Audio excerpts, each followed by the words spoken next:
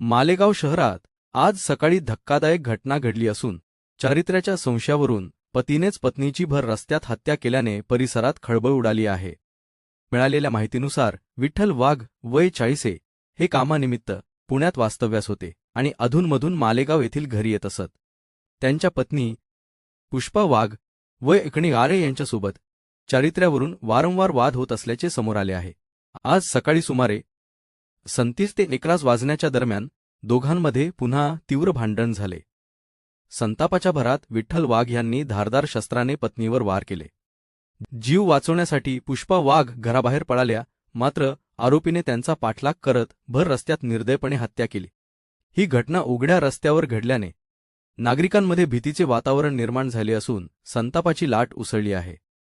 घटनेची माहिती मिळताच पोलिसांनी तात्काळ घटनास्थळी धाव घेत आरोपी विठ्ठल वाघ याला अटक केली। या प्रकरणाचा पुढील तपास उपविभागीय पोलीस अधिकारी नवदीप अग्रवाल यांच्या मार्गदर्शनाखाली ठाणेदार राजेश खेरडे करीत आहेत।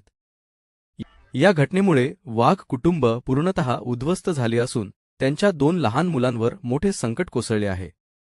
आईच्या मायेपासून वंचित आणि वडील कारावासात असल्याने त्यांच्या भविष्याबाबत चिंता व्यक्त केली जात आहे। पाहणी केली असता सदरची मृतक हिचे नाव पुष्पलता वाघ असल्याचे निष्पन्न झाले।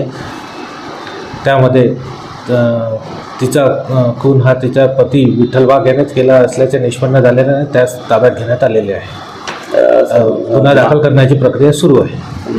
म्हणजे जे हत्या झालेली आहे ते कारण काय असेल समजले? संशयावरून अनैतिक संबंधाची किनारे अनैतिक संबंध संशय यावरून हत्या झाल्याचे निष्पन्न होत आहे।